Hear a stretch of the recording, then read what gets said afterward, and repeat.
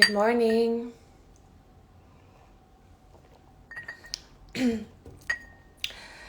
Hello, everyone. Welcome. We're going to take a little time to wait for some people to join. Today, chat is going to be very interesting. We're going to talk. We have a guest, very special guest, a friend of mine, amazing yoga teacher, also an entrepreneur, Sara Intonato. I'm going to call her in a few minutes, see if she's here.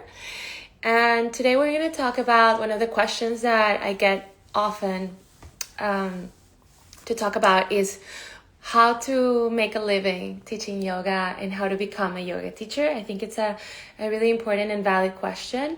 I think a lot of people jump into teaching yoga very quickly as a full-time gig, and they quickly find out also, hi Sarah, how difficult it is to make a salary. And so we're gonna be answering all those questions with Sarah. I'm gonna invite her now.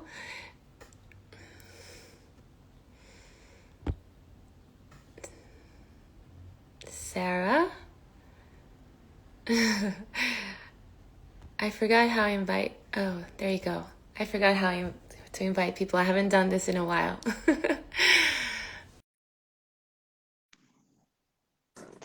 There you are. Hi, beautiful. Hey, everybody. I know all the mamas will relate to me being in my car office this morning for quiet. That's so funny. I love So good that. to see everybody. Good morning. Good morning. It's so good to see you, babe. I haven't You seen you in a too. while. So happy to see your face. So I was just doing a little intro of what we're talking about. I get this question often, and I'm sure you as well, because I know that a lot of the podcasts you talk about is how to make yoga or be successful as a yoga teacher.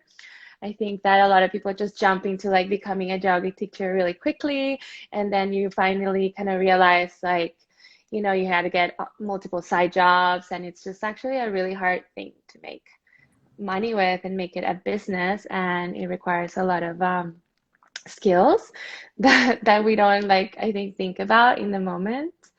Um, and I was reading that the average yoga teacher makes around $37,000 a year. And this is a really good fact. That means that it's like an average of $25 per class. And that means that in average, you have to teach 25 to 30 classes per week to That's just crazy. make the average salary. I'm just going to say no. No. No, we're not doing that anymore. No, we're not doing that. That's intense, right? And think of most people who do this still have their own practice to do, I would hope. And many of them have lives, children, or parents to care for, even, or a home. It's so unrealistic to think that you can healthily earn a living doing that and Right. hustling like that. I think that what I see, and I'm sure you've seen this too, is that many people become yoga teachers because yoga's changed them. Yoga changed me. I'm sure it changed you, and that's why you want to share it, because you feel called to pass on what was such a beautiful part of your healing experience, and still is for me and for you as well. But that doesn't mean you're automatically a business person. That doesn't Right. mean you automatically know how to run a business. And very quickly, people realize that that's really what it takes in order to make it as a yoga teacher. So often people will think that, aren't I doing enough? I practice diligently. I teach. I'm a good teacher. Why is it not enough? And it's not that anything you're doing is wrong. It's that you have to treat yourself and your work professionally. And that means looking at yourself as a real business person. And a lot of yoga teachers shy away from that. They don't want to do that. They're maybe afraid that they can't, which isn't true. It's something that you have to learn to do, just like you learned to do downward facing dog. It takes practice. Right. And I think it's like there's also this kind of money relationship that also yoga teachers have or think that they should be giving things for free, that Right. we're not attached to money, that this is kind of like an offering and spiritual kind of practice, which it is, but then there's also like, yeah, you have to feed your kids, you have to pay rent, and like how do you do that? I mean, I'm still trying to figure that out. I've been teaching for, It's a work you in know. progress. It's a work in Mm, progress, but for me, I can only speak from my own experience. I experienced the money shame when I first became a successful teacher, like many people did, and I felt like, how do I wrestle with this? How do I make sure that I'm true to myself and my values, and also able to thrive? And what I've realized is that it doesn't have to be one or the other. I've also realized that the more I thrive, the more I can really do in my community. So one thing that I do now that I wish I had started doing in the very, very beginning, because it would have been so healing for my relationship with money, but I'm glad I do it now, and I encourage all of you to do it, is I tithe every week. I tithe 10% of my salary. So every week I donate 10% of my salary to mm, a charity I believe in. I can go on GoFundMe and be someone's angel and just throw money at them when they're in need. And it makes me feel so good knowing that I can really make a difference by myself. I don't need my husband to do it with me. I don't need to ask the studio where I used to teach to do it with me. I can just do it. And for me, I think that that's such an important point, is that yes, the more I have, the better off my family is, but also the more I have to give and really look at things in my own community that I can do to support others. And even as my business has grown, I love that I can bring on employees who I really believe in, women, mothers, single mothers, even, who deserve to earn a good living, deserve to have time with their families too. And I'm able to provide that for them now. And I couldn't contribute mhm, to my local economy in this way when I was struggling. It just was not possible. So I always think of, for anyone who doesn't know Louise Hay, I hope that you find her book, You Can Heal Your Life. It was the very mm, first book I read about healing and growth when I was probably 21 years old.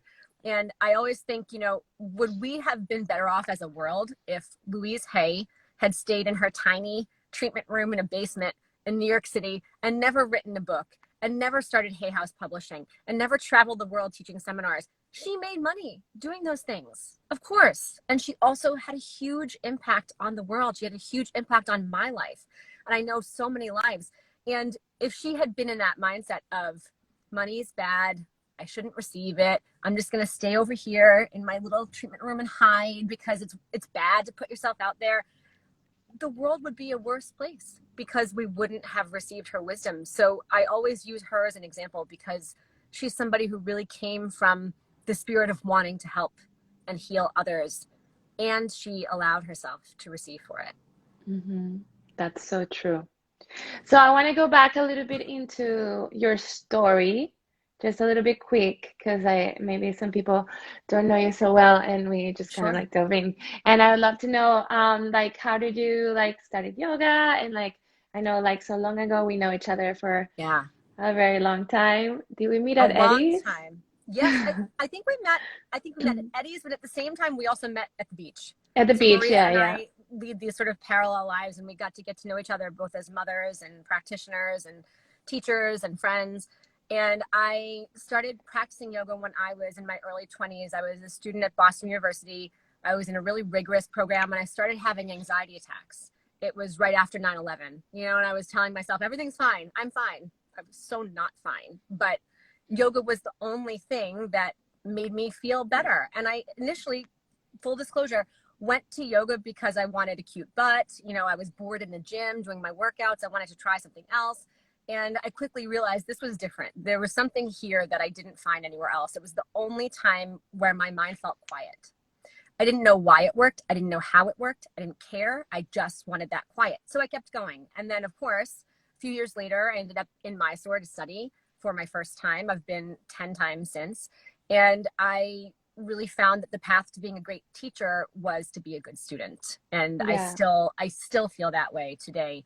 And I know you do Me too. too. Yeah. Yeah. No, I think that's a really, I wanted to talk about after, but yeah, I think that's such a really important thing because one of the things I think that people struggle a lot with teaching is I don't have time to practice. Like I'm running around teaching all these classes and, I don't have time to practice. And I'm like, oh, it makes me cringe, because to me, that is the base.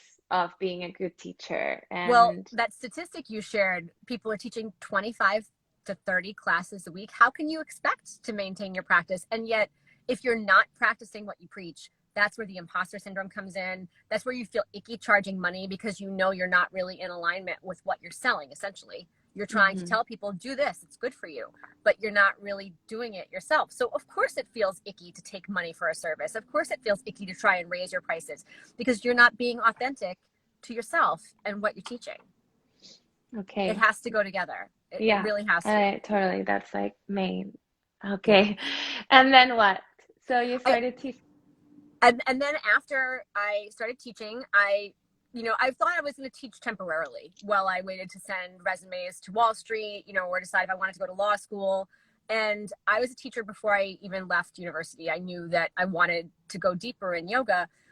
And I quickly realized after a few months that I was not going to Wall Street and I was not going to law school, that this was really my calling. And it was a very rich, ancient science. There was a lot here for me. And I just kept going in deeper and deeper with it. And I kept going deeper as a student. And I really feel that that's what allowed me to go deeper as a teacher. And from there, of course, I became a parent a few years after that. And that made me appreciate my practice even more. And there was a period of time where my business was not my focus. I had 2 babies in 18 months. They were my focus. And my practice was my focus. And then after that, I got back into my business and I thought, what would it be like to build more of a career for myself? And what I've learned about myself in the journey of entrepreneurship is just as powerful as what I've learned on the mat, what I've learned studying, because it shows you more about yourself. It shows you your insecurities, your fears, how you can really believe in yourself more, and encourages you to get out of your comfort zone and do it. So it's been a beautiful journey. And then about 4 years ago, I never expected to, but I started coaching yoga teachers and growing their businesses. I sort of did it by accident. I had some students of mine who were Ashtanga practitioners, and I was seeing them privately, and they were also teachers. They couldn't find a class that was supportive of their schedule in Long Island where I live. So I was teaching them, and it would sort of come out like, oh, hey, I have a little cold today, like before COVID, but I'd love it to still have our session anyway so that I could ask you some questions about my teaching. Or, I have my lady cycle today, so I'm not going to do asana, but could we talk about this issue I have at the studio where I'm teaching? I really would love your expertise here. And so it kind of started by accident, but what I found was that I really love seeing yoga teachers thrive. I love seeing them recognize all of their gifts and learn how to earn a living that supports their life so that they can impact more people. And that takes some strategy, but it's nothing that is impossible for anyone. If you can apply yourself enough to go get yoga teacher training certificate after certificate after certificate, you can apply yourself enough to run a business. Yeah. So what are the steps or the things to consider for people when they're like, because I know like a lot of people are kind of, I want to leave my job, and like what, it's very scary, and what would you think are the steps to consider if you're going to try and do that? One thing is that I'm not a big fan of like suddenly leaving your job and expecting your yoga business that's down here to support you when your income level is used to being up here. Why not just build this on the side, build it on the side, and then when you are at your maximum, you don't have any more time to invest in this. This is a more realistic leap of faith to make instead of starting way down here and cutting out your income completely. So that's a big deal. Is you don't have to make a rash decision. You don't have to worry about paying your mortgage, but you do have to commit to growing your business. I think the next time you feel tempted to go get another certificate and, essential oils or Reiki or anything. And that's another whole conversation. Another whole conversation. Take that money and invest in something for your business instead, whether a business coach or a marketing program. Be careful with the social media, though. Sometimes it's really helpful to make money and sometimes not. You have to know how to use it, of course, just like anything else. Improve your sales page. Do something on the business side that's going to make it easier for people to find you. Don't just collect certificates over here and expect that to make you money. It won't. But you can take all the certificates you already have and use it to support people. One thing that people overlook a lot is that most healers are undercharging drastically. If all you did was raise your prices this year, you would probably take your salary up by a minimum of 10 to 20%. I have one client right now who is a yoga teacher. She's brilliant, and she lives in the Midwest. And she said, Sarah, my goal is to get to 6 figures this year in 2021. How do we do that? And we just looked at where she was now. And with her prices as they are, she'll make about $40,000 this year. If all she does is raise her prices, not create an online course, not sell something brand new, not lead retreats, nothing. If all she does is raise her prices, she will hit 6 figures this year. That's it. It can be so simple. Sometimes we make it more complicated than it needs to be. But what's possible if you just do that one thing, which I know can feel scary, and allow yourself to thrive and receive appropriately for your work? So one thing is raising prices. One thing is raising prices. What Yes. else would you, what other things would you,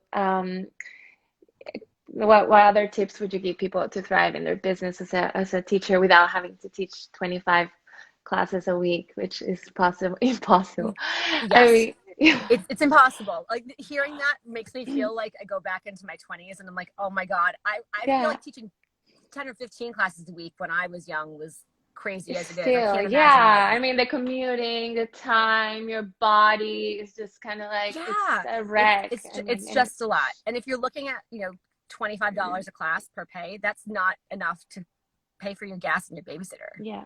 And that's the thing. The yoga studios, charge a lot, but then you get a very small percentage. So then you're like working. And it's just, I think, well, that's one of the beautiful advantages of the pandemic also, which is also like how the yoga business has changed and the opportunities, and the challenges as well. I think that have come for people that we're able to like teach online, and people from all over the world can take your classes. So there's more accessibility for that. So there's definitely, I think, ability to grow in that aspect, and just kind of like on the online. And on that note, that brings me to something else that people can do right now is think about one thing that you can create. Now you have all the virtual tools in place that you can put up for sale on your website or your social media page and allow it to make you money while you sleep. Maybe it's a bundle of meditations. Maybe it's an audio class people can download and take it wherever they go. I did that. Maybe it's, an online membership of a few different classes they can do videos from. Anything. It can be anything, but make it. Doesn't have to be expensive. Put it up for sale and then talk about it until you're sick of talking about it, and then keep talking about it until you are tired of hearing yourself talk, and then keep talking about it so that people know it exists and know where they can find you. Because, nowadays people are zoomed out, and I think it's really important for people to know that, oh, there's a teacher who I like. There's a teacher who I trust. I can have a class with them wherever in the world I am, or no matter, what I'm doing. I can connect with that person instead of feeling like I have to walk into a studio or find a new teacher online in this time zone. And it can be really valuable for your students for you to create something that would support them and allow them to thrive. So just make the thing. You probably have a webcam by now. Create a video. You probably have a good microphone. Create it, put it up for sale, and then just set it and forget it. Let people buy it. Let it support you so you can make money while you sleep instead of commuting for 30 classes a week. But also make it good quality. You can always upgrade the quality later. So many people wait until they think they're perfect to make that product. I can't do it yet. I don't have the right microphone. I don't have the recording studio to do it in. Who cares? You can always upgrade it later. Just make the thing, put it out there, charge whatever you want, and let it bring you income so that you can use your time wisely. So in that, there's a question here, which also I'm interested, is why it's so hard for me to choose a price. So you're saying like how you're talking about pricing. How do you price? How do you know what to charge? This is the $1 billion question. It's not even a $1 million question. How do you know what to charge? Yeah. There's no right answer.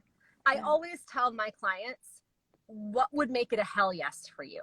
So if you are going to offer this new type of class or service, or I know I've had to ask myself when I'm leading a retreat and I'm putting together this travel experience that I can't wait to do again, what would make me so excited in terms of my own profit that I'm excited to pay my babysitters, I'm excited to go away from my family for a week, I'm excited to leave all my students at home, and it's a hell yes for me. I can't wait to do this.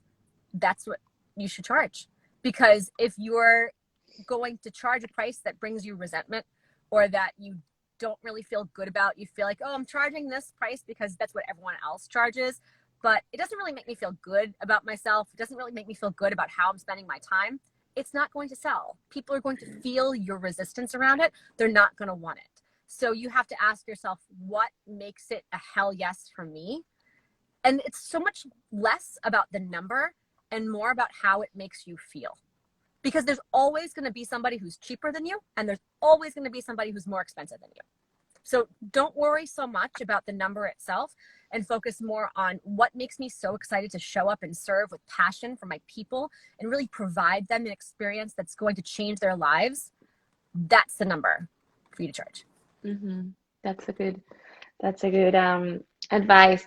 I think that talking about, like you're saying, well, now we're talking about online. So there's a question about, do you think the future of yoga is going online, 90% online? And also what you're talking about, like having your own, like just connecting to your tribe or your people. And I think sometimes people feel, including myself, like, oh, I'm not good enough, or like, when am I going to be like good enough? Or I just have 5 people and I want to sell it to 100. So then I won't do it, and kind of like feeling like that kind of barrier that limits you when you're like, you feel kind of like you're Yeah. not going to put it out because you feel like, Yeah. oh, it's only going to be 5 people or not this. But how do you like kind of like get over that, and how important it is to just focus on what you have and your community and building that, and how do you even build that community more so you can sell your Yeah. I think, trust,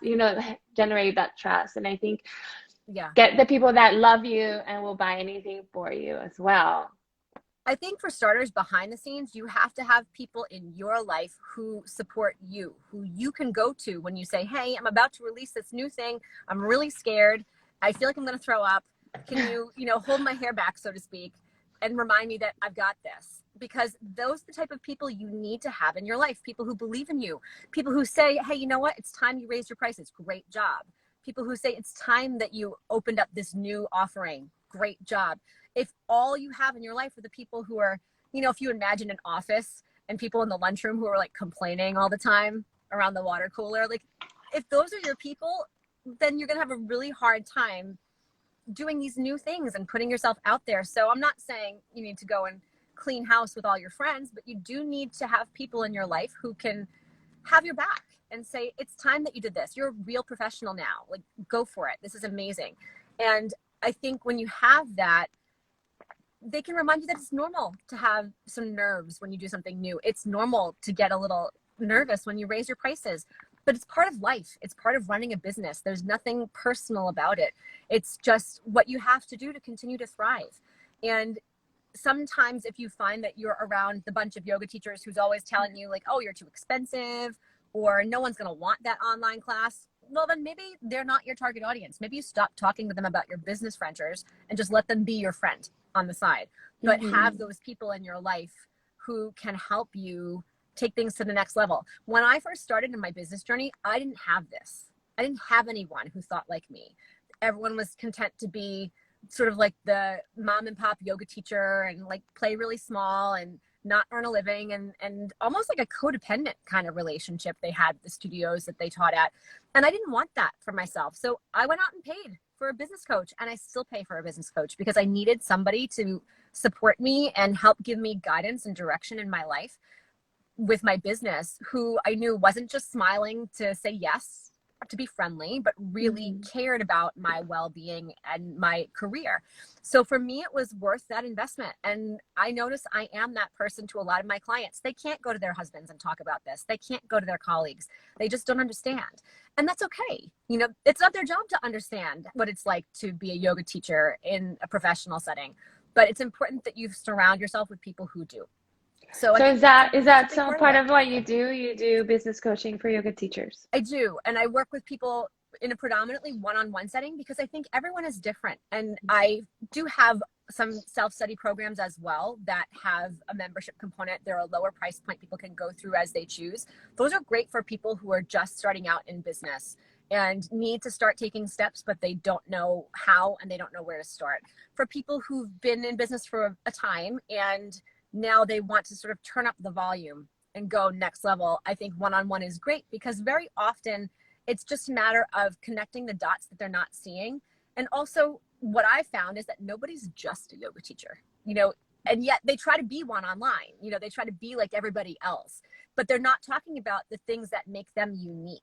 And it's those things that really attract clients who are a good fit for you. Just like I have a student who went through a really traumatic birth experience, and she used that to become a really specialized prenatal and postpartum teacher and professional.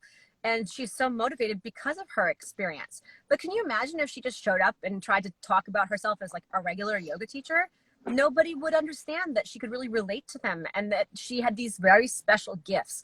So really looking at what makes you not like everybody else. Stop trying to do what everyone else is doing on the internet and really check in with what about my work and what about my life makes me unique. I have a special needs child. Maria surfs with him all the time in the summer.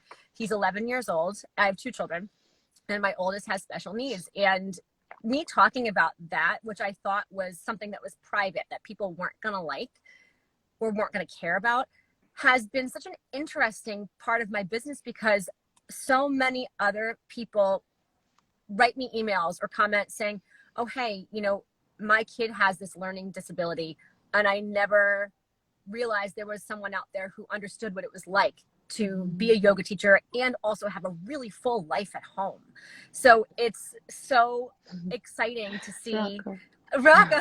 That's my guy. It's so He's the exciting to best. see people resonate with things that make me a human. And so often people hide these things online because they think that they don't matter or their Or they story have to doesn't be matter. perfect Yeah, it matters. People need to know about you. So all my students, when they feel ready and they've done their own healing work, I tell them, talk about your divorce. Talk about recovering from an eating disorder. Talk about this so that people can understand you're not just a yoga teacher doing what everyone else is doing in our world of millions and millions of yoga teachers. You're somebody with really special gifts and insights that can help others. Yeah, that's so valuable, I think, and it's so true. And it's hard to get like caught up in like that, right? Like wanting to be like everyone else and trying to be like that and forgetting about your uniqueness and your humanity. And sometimes you even do it without noticing, and then you're like, Yeah. wait, like why am I doing this? Like, Yeah. think And it's really the doing it without noticing, I don't think comes from a bad place. I think it's because, again, many yoga teachers and healers want to heal people. They don't know how to run a business.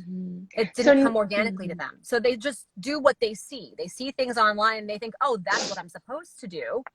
So they just do that, not realizing they're actually dumbing down their gifts and their talents in the process. And the good news is that you can change that at any time.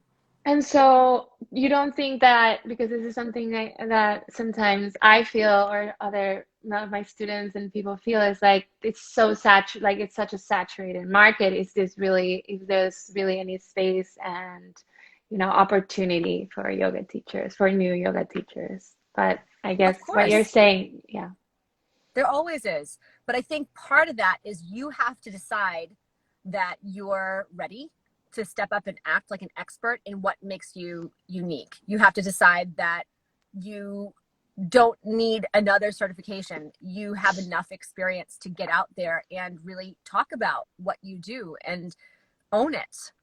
Because if you keep waiting for the next thing, the next certificate, the next income bracket, you're going to be waiting forever. There's always something else to chase after. So it's like you could have $100 in the bank or 100 million in the bank and still feel like it's not enough. When do you decide it's enough?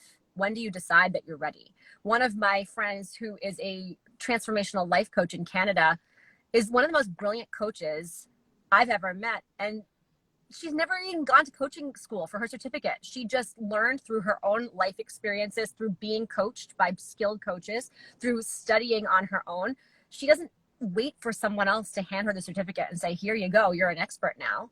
She just decided, I have skills. They're helping people. I'm going to run with this. So you have to sort of sign your own permission slip and say, I'm ready for this now, and I'm going to go do it. Mm-hmm. And I guess with the uniqueness, and it's also like maybe like niching down, right? And kind of like really focusing on like an aspect as opposed to trying Yeah. to like accommodate and do everyone or do everything, but Yeah. also like finding like you were saying, like your mom, you connect with something of your personal life, and or if you're a mother, or if you're whatever it is, or if you're live in South America, if you're in the jungle, whatever it is that you can connect to with other people, and niching really down to like, or an Ashtangi, or like, whatever. Right. That kind of also helps, because I feel sometimes you get like, you want to do everything, Yeah. and you can't do everything well. Right. Right. And then It's true. niche, And yeah. people lose you when you start talking to everyone. They lose you because it sounds so generic. They think, oh, well, that's not for me. Whereas, with that student of mine who I gave an example of, she knows that her ideal client, she's the one who works with pre and postnatal care, is a second-time mom who has gone through in vitro and had fertility struggles along the way, and working with this specific person and her challenges. And so it doesn't mean other people won't gravitate to her. She can still teach Ashtanga to a man, for example, but by talking about it in this way, by identifying this is the person who really benefits the most from my work, it makes it so easy for people to find her. She's the lady who works with this specific type of person. So anyone who's looking for that can find her so much more easily than her just saying, hey, I teach Ashtanga, it's for everybody, kind of a thing. Yeah, that's great. So there was a question here. Any advice for combining yoga and meditation practice and the way of life you lead? Mm. This is a good question, because I think a lot of yoga teachers have this question too. You just have to decide it's a priority. And so two things. One, decide it's a priority. We all have 24 hours in a day. I don't have any more time than anyone else. Neither does Maria. You just decide it's a priority and you do it. And I think the all or nothing mentality does not serve us. So if I don't practice for an hour and a half today, it doesn't count. I'm just not going to do it at all, type of a thing. That's a slippery slope. And very often, whether people want to admit it or not, they end up doing nothing instead of doing something. So what's possible if your yoga practice every day is 15 minutes, but you do it every day? It's like brushing your teeth. I think that's more powerful for the average person than doing a class that's 90 minutes twice a month and then nothing the rest of the month. So make it a priority. That's a choice. And find what works for your life in a way that you can be consistent, and ditch the all or nothing mentality. That's so true.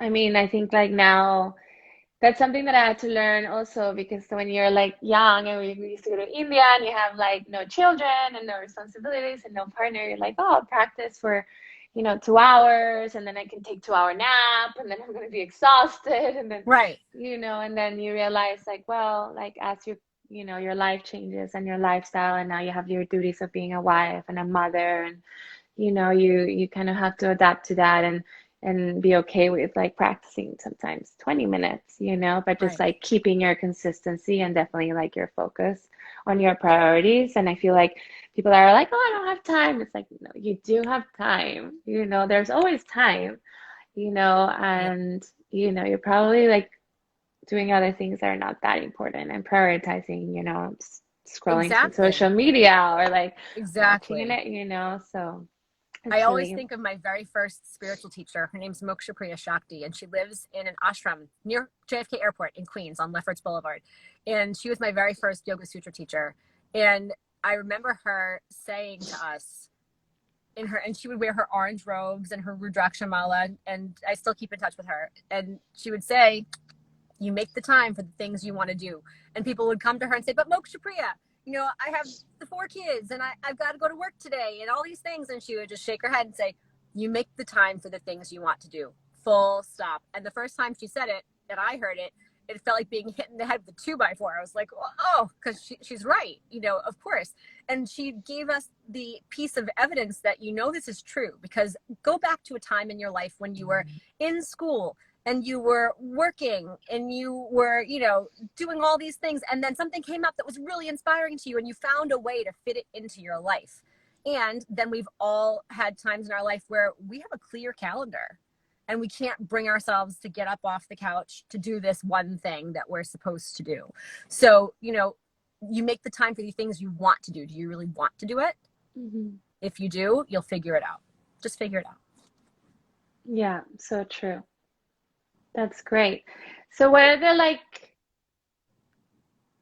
5 tips that you would give someone that you want to take away of things you need to think about? You already said that, but I want to kind of maybe if you want to take your business as a yoga teacher to the next level to really earn a living as a yoga teacher. Yeah. So the first step is step 1. I think look at one thing that you offer, one service, and raise your prices. It doesn't have to be on all the things, but one thing. And if you teach for a studio or a company, I'm taking ask notes. to be evaluated for a raise. Yeah, ask to be evaluated for a raise. Yeah. And certainly, I think yoga teachers have worked really hard in the last year to figure things out and probably invested in tech, and supplies and all kinds of things, made their home nicer to teach from home. Have you been compensated for those upgrades that you've been making? Think about it. It's really important that you look at what you're doing behind the scenes that maybe other people aren't seeing, but that you should be compensated for. So raise your prices. I think identify the people in your life who support you and will encourage you. And if you don't have them, hire one so that you can have a sounding board, have someone to help you make decisions in your business. If you look at any company, it's rarely one person who makes the decisions alone. Usually there's a board of people who make decisions together, or even a certain level of executives make decisions together. And yet yoga teachers think they have to go it alone all the time because they're just used to practicing alone, teaching alone. Stop going it alone and find people who can support you. That's a big one. Third, practice what you preach and get on your mat and do your practice. Whatever you do in your business is only going to be as powerful as the energy from which you're doing the doing. So are you doing the doing from lack, scarcity, resentment, exhaustion? You got to clean that up. That's a big one. A couple more things, there's no list that I can give you that's right for everybody. But one really simple piece of advice is let people know how they can hire you and pay you every single day. So if you're offering something, talk about it. If you're in line at the coffee shop, talk about it with the person who's next to you wearing yoga pants and carrying a mat. Make a point to put yourself out there. Sales does not have to look like an icky thing. Sales can just be having real conversations with people. And when someone has a problem that you can help them solve, you're obligated to let them know. You have to let them know, because if you don't, that's like going to the doctor because you have a broken leg and the doctor not telling you how to fix it. Of course you're there because you want to fix it. So let people know. And the last thing I would say is that if you feel called to go further in any way and you find yourself sort of certificate hunting online or in person, take that money and invest it in your business, whether it be hire a business coach, hire an assistant, improve your accounting software, something. Because think of all the things that you put into your practice to make it good. Maria and I have gone to India. When I say good, I mean supportive. We've gone to India, we've studied, we take time every day. We do our practice. We make sure we have the mat that we need. I need a space heater in my house in the winter, all these things. What have you done for your business lately? And yet you want your business to provide for you. So what can you do to clean up or support yourself more as a business person? Because that's the stuff that's really going to allow you to thrive. That's great. And I'm just curious, how much is a business coach range? What is kind of like the prices of that? I've never That looked depends into. on who your coach is. There are Hmm. some amazing coaches out there who have also their own lack and scarcity stuff and don't charge a lot of money.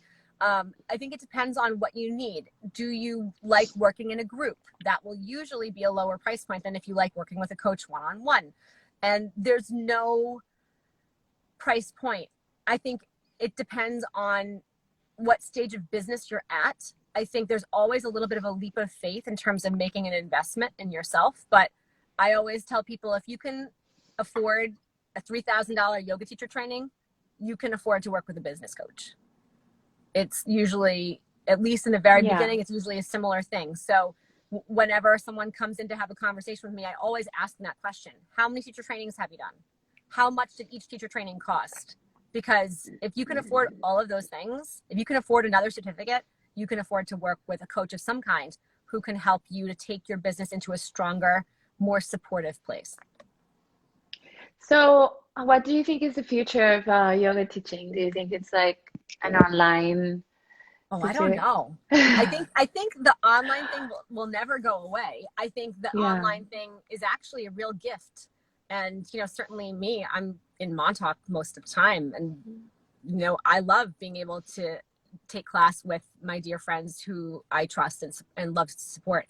But I do think that people are going to crave in person a lot. I think that whenever this thing ends, it's going to be like animals let out of a cage and people are going to rush back to studios because they miss it. And there's no substitute for that touch. It's like you can't get a massage online. Yeah. You just can't. So I think that there's going to be pieces of the in-person interaction that are valued and people can't wait to resume. I do think in a way this had to happen. I think the studio model was broken and Yeah. we've seen It it with never many really worked studios. unless corporate, I mean, Right. corporate Right. We've studios. seen many So, studios go under. And I think that part of that is that they probably weren't being run in a strong way to begin with. So I'm not surprised that a lot of studios didn't make it. And it's sad for the studios and it's sad for the teachers. But I think, I keep looking back at the 2008, 2009 market crash with all the banking issues that people were having and that financial crash in a way that had to happen. Things were not sustainable. And I think in that same way, the yoga studio model was not sustainable and it wasn't really working. I had bowed out of the studio model and run my own program in 2013. And then I bowed out altogether in 2016 and have been working one-on-one since. But I think that slowly I was watching more and more teachers I know start their own things, do their own practices on the side, build their own business. So I think that people knew it wasn't a healthy model to continue with for the long haul. So I think that it's actually a good thing that things have changed a lot. And I'm curious to see what comes back in person. I don't think it will ever be that sort of like idea of you see another yoga studio on every corner of every street again, because it's not sustainable. And I think the only way the studios will come back in a strong way is if the teachers demand to be treated like professionals. And, I'm here to support your studio growing and thriving, but you have to treat me like a professional too. yeah, and pay you properly. That last question I wanted, when someone was asking also, is how do you stay motivated? I think that every time I do my practice, which is like 5 to 6 days a week, I finish and I lay down at the end and I think, wow, this stuff really works. And I always feel so different from where I started to where I finished. And it reminds me, the world really needs this. As broken as that yoga studio model was, the world really needs this healing science. And I feel called to support teachers so that it can be delivered in a sustainable way, because we can't keep doing this if the teachers aren't thriving. It's not going to work. So I feel really called to keep supporting the teachers so that they can live a life they love, so that people can continue to receive their gifts, because the world needs healing more than ever. And it can only receive that if the healers are able to keep giving. Yeah, so true. Well, is there anyone that wants to ask any questions? This is the time. We have a few more minutes. Um, let's see if there's any other questions. And I had another question and I just lost it. I do Uh, want to point out, someone said the privilege of having resources and support. Yes, I fully acknowledge that I am a white woman living in the Northeast, born to a working class family, and by the color of my skin, I will have more advantages than a Black yoga teacher with my same credit score, with my same age, same educational criteria, all of it. And these are changes that I think we all need to acknowledge and address. And it doesn't mean that you haven't worked hard, to create what you've created. It doesn't mean I haven't worked hard, but I always think of, when I've gone into the bank to secure a line of credit for my business and I was approved that day, I know that it's probably very different for somebody who is a person of color or indigenous peoples. And that's, I think, one of the reasons why that white women, white men too, have to stand up and say, this is not okay. Because if the white man or woman is making $25 a yoga class, it's probably less for people of color. And that's not okay. It's not okay. But we have to be the ones to say, we are here to create something different and do whatever's in our power to create something different. And I always remind myself, the more successful I am, the more I can hire people who I believe in and pay them well for their time and energy and skills. And to me, that's a really important way that I can make change. yeah, that's such a good point. I'm actually just started a Latino Yoga Alliance. So it's going to Amazing. be empowering Latino because there's also very few Latino yoga teachers. Yeah. And so that's one of my new projects. But Amazing. the last thing I also wanted to talk about that I forgot is social media quickly. Mm. In terms of business strategy, what do you think about it? And I think social media is a great tool, but it's not going to fix everything in your business if your business is not running well to begin with. So it's, for example, if you don't know what you're selling, or what you're putting out there to the world, you could have millions of followers in social media and doesn't mean they're buying anything from you. So I think that's an important point, is when you're on social media, know who you're talking to. So most of the students who I still teach yoga to, I do still teach yoga, I don't just coach, are men, and they are executives, and they're busy, and they lead very busy lives, and they want to do yoga in their home. They are older and they feel funny going to a class where it's fit, skinny women who are really bendy, and that doesn't serve their life. They want to do something at home where they feel safe. And this is, I think, important, because I could be on social media talking to millions of people every day. These guys don't hang out on social media. They don't spend their time there. So that's not how I meet them. That's not how I connect with them. Whereas the yoga teachers who I coach, I've met a lot of them through social media. So I think you have to know who is your ideal student or client. And if they're on social media, yes, use it. Talk to them there. Talk about your services. If not, your marketing energy might be better used other places, because social media is certainly not the only way to market yourself. good. Yeah, and I think you can get a little bit lost in there Yeah. and it's so time consuming as Yeah. well that I feel like if you don't have a very clear purpose or intention, like Yeah. everything in life, you can get a little bit lost and not Yeah. really get as much out of it as you think. Or thinking like, oh, if I have this amount of followers, then then my business will thrive, and all this kind of ideas that people have. Yeah. And there's still people that have thousands of followers that are not Yeah.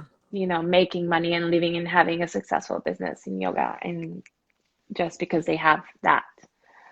I think it's interesting to note that my business coach, her name is Taryn Newman, gets an email from an influencer, not just yoga, because she's a general business coach, but gets an email from an influencer at least once a month. This is someone with millions of followers who then goes on to say, but I'm not making any money and I need to make money. So can you make money as an influencer and have millions of followers? Yes, but you have to know what you're selling. You have to know who you're selling it to. You have to be consistent. So again, talk about that thing until you're blue in the face. But if you're not clear on all those things behind the scenes, the social media thing is not what's going to fix it for you. And so many people, Maria, come to me for an introductory call, wanting to know what it's like to work together. And they almost all say, I have a social media problem. I have a social media marketing problem. They never have a social media marketing problem. They have problems behind the scenes, but they think they're doing something wrong on social media because they assume that the person over here with millions of followers is making money hand over fist. First, that may or may not be true. Second, leave the social media for a bit, fix all this stuff, and then come back to it. Yeah, it's such an illusion. Such And an the illusion. other thing that I find is that there's such a like there's so much and so much information and that's giving out for free. And I feel like you feel like, or I feel as well, I'm talking about myself, that I feel like you have to give so many things for free because everyone's just giving everything for free. And you're just kind of like, it's such a like sucky energy, like I feel like depleting situation that you feel like, you're more and more and more, and then like how much more and how, and Yes. then how do you end up then charging, and then, it's kind of like this a strange cycle. Can Yeah. you talk a little bit about that? Yeah. I always think of, I didn't have the time or the energy to start a podcast, for example, until I had stable income and was able to cover all of my expenses and pay myself and had the time to, go and invest in the equipment to start a podcast and pay my podcast editor and all that stuff. So yeah, that's something that if you have a mobile device, you can listen to for free. You don't need to pay me to listen to my podcast. So when I have someone who says, I don't want to invest or I don't have the money, no problem. You can listen to my podcast every week and you never have to pay me anything. That's what it's there for. Take what you value from it, get to know me a little bit. Many people who listen to my podcast do become paying clients down the line because they get to know me. They get to hear what it's like to work with me. They trust me. They know that I'm a real person. But I always think of, that's something I can put out into the world now that I'm successful. I couldn't do that when I was struggling. I certainly couldn't do that if I were teaching 30 classes a week. I would be too busy.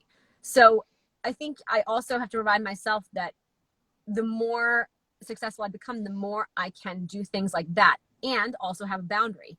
When someone says, oh, I want to work with you, but I don't have the money. No problem. If and when you're ready, I'm over here. You know what it's like. Here's what I charge. Here's what it looks like. In the meantime, you can listen to my podcast. You can go and read this article that I wrote.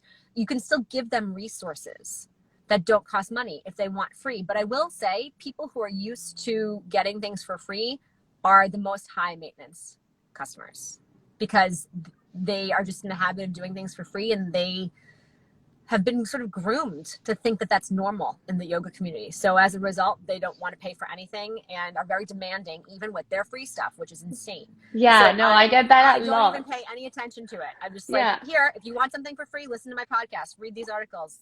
And Yeah, that's I it. get that a lot in my YouTube classes, and people are like commenting, like giving me all this criticism, like, oh, I think it would be better if you put some music on, or, Oh. like whatever, like, why are you speaking sometimes English in the Spanish classes? You should learn like Spanish more, better. And I'm like, excuse me? Like, this is like something that I'm doing, taking so much time and my energy to like provide this for you. And I'm doing the best I can, and it's not perfect, and I'm not perfect. Sometimes I forget words. I don't know, and it's like You mind-blowing. you can tell them when you want to pay for a customized one-on-one service, we can teach it in the exact way that serves you personally. But if you're not doing that and you're over here for free, Yeah, that also it's is so so funny. crazy. It reminds me of something that is kind of talked about in the online business world of like, you should have your pricing and then you should have a pain in the ass price. Like if you take on a client who you think like, oh, I don't know if I should take this client on, they seem like a bad idea. But if you think that there's good stuff you could do together and you really want to, it's like, well, I could always charge them my pain in the ass price because they're going to require more follow-up, more time and energy. And sometimes I have to say that the free people are the biggest pains in the asses, and you don't have to involve your energy in them at all. If they want a higher level of customer service, they can pay for that higher level of customer service. Yeah, totally. That's it. Yeah, it's true. I did have some of those pain in the ass clients that I raised my prices for. I'm like, okay, if you want to be like that, like I'm gonna charge you this, and you can Yeah. decide, because it is taking a lot of my energy Yeah. and a lot, and yeah, you need to pay for it. Yep. And that's how you like when you have good customer service when you buy a product, like an Apple or whatever, and it's like you're Right. paying for that too. Like you can call Yes. them and you can, and that I guess. Oh yeah. When someone works with me, they're paying for my team. It's not just me. I have a team, and they pay for my team. They pay for customer service so that they can have a supportive experience, at least the one-on-one clients, I should say. So yeah, that's part of the experience. They want someone available to help them in the moment when they need help. They're willing to pay for that. If someone's not willing to pay for that, you do not have to engage in it at all. The next time someone comments on your free class, like, don't even respond. Just I ignore it. know. Yeah, I know. It's funny. Well, this was amazing. Thank you so much for taking your time Thank and you. sharing all of your knowledge. It's I my pleasure. really thought that was really awesome, really good Thank you. information. So, Good. it's good to see you. Good to see you too. Hmm. And if everyone should follow Sarah. And can you put your website here in the comments as I well? can. So everyone has it, and your Instagram. And if they want to know more about your business coaching and your work and your podcast, which is I really highly recommend everyone to listen and subscribe. It's Thank awesome. you. Yeah, the podcast is going to be great. New episode comes out today over at Sara Intonato Yoga. So come on over and listen. And if you're new to the podcast, you can always just start at episode 1 and work Thank your way you through. so much for your work. My pleasure. Have a wonderful day, everybody. Have a good day. Take care. Bye. Bye. Bye, everyone.